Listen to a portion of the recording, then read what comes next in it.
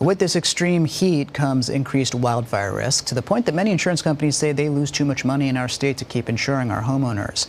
One solution could be allowing some of those folks to have some companies to hike their premiums, except that does take a while. That's why Governor Gavin Newsom is introducing a trailer bill to expedite the rate hikes. Take a listen. We need to get this rate ruling process done, and that's why we want to expedite it over a 60-day period. We need to stabilize this market. We need to send the right signals. We need to move. We need to move. The market does need some help, and joining me now to talk about all that is insurance expert and president of the Susman Insurance Agency, Karl Susman. Always great to have you to talk about this stuff, Karl. Thank you so much. Welcome back. So we're talking about trying to get the insurance industry to be able to be solvent and operable here in the state. They say they're losing too much money. Part of it's that the premiums, they can't hike them quickly enough. Why is that?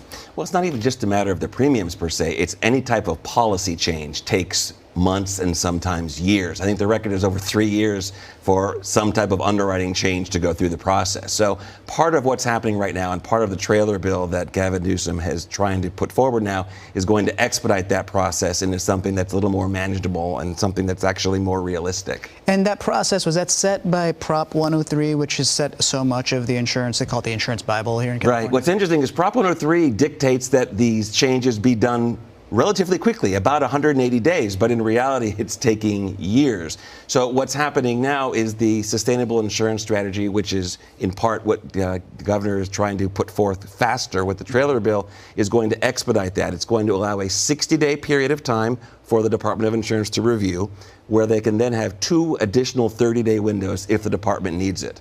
And that's it. Not that they have to approve it at that point, but they have to respond to the insurance carriers at that point. So you said a couple of buzzwords that people at home should try and remember. The sustainable insurance strategy. And it's one of these things that we'll continue to talk about with Karl because it's part of the whole reform to make it so that homeowners in California can rely on those insurers being in the state.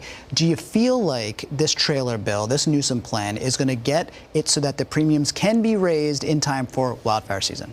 Well, it's not even a matter of the premiums being raised. It's about the carriers being able to write in California. Right. And ostensibly, all this trailer bill is doing is expediting the sustainable insurance strategy that's going into effect, slowly being rolled out. Supposedly, it's supposed to be done by December. So this first part, which is going to expedite changes to insurance policies, again, it's not simply a matter of fast rate increases. It's right. Any type of change to a policy will be done in a shorter period of time. Fortunately, and that the budget hearing that we were looking at a clip on earlier, Governor Newsom also said he is speaking with all of the insurance carriers. I think his quote was something, because I was very excited, he said, "I'm talking to all of them. You know, they're hearing from me." As they are committing to him that if these things are done, they will re-enter the market to compete. Well, they want to enter this market. California is the 4th largest, you can correct me if I'm wrong, insurance market in the country. So there's money here for them just right now. They're upside down on it. So part of the sustainable insurance strategy, I mean, there's a lot of speculation, there's a lot of criticism.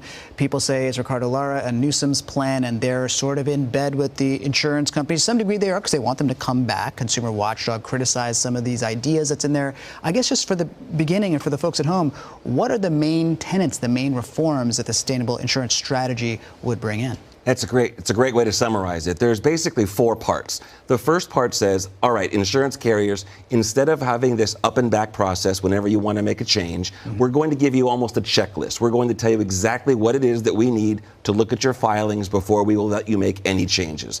Right now, that process, both sides are saying, is what's taking so long to get things done. That's the first thing. And that is what Governor Newsom's trailer bill is saying. We're not even waiting for that. We want that right now. The next part of it is to allow insurance carriers to utilize catastrophe modeling, basically looking forward and predicting loss versus just looking at what the weather has been like, what type of claims there have been. We talked about that. AI can be a part of that. There's all these models that feel like a black box, and Florida uses that right now. And for the folks at home, by the way, if I can jump in, I want to make points. But the people look at Florida and they say, well, these premiums have gone through the roof. I mean, am I signing up for a future where my premiums go so high, and where's the transparency into the process of it? This is the interesting part. The transparency aspect of the catastrophe modeling is to the Department of Insurance. It's not to competitors. So, for example, and again, we talked about this before, the Department of Insurance gets all of the information. There is no black box. They can look at everything. They have to.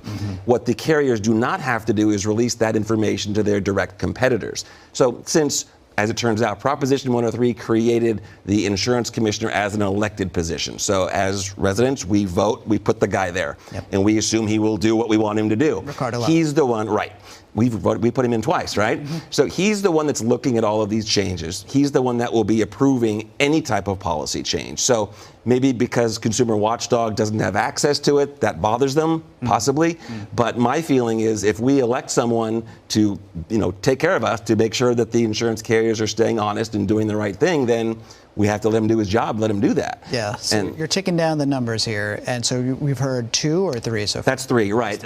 Or 2 or 3. Well, we've got the checklist, we call it. We've got the catastrophe modeling. We have reinsurance. Yes. Reinsurance is what insurance carriers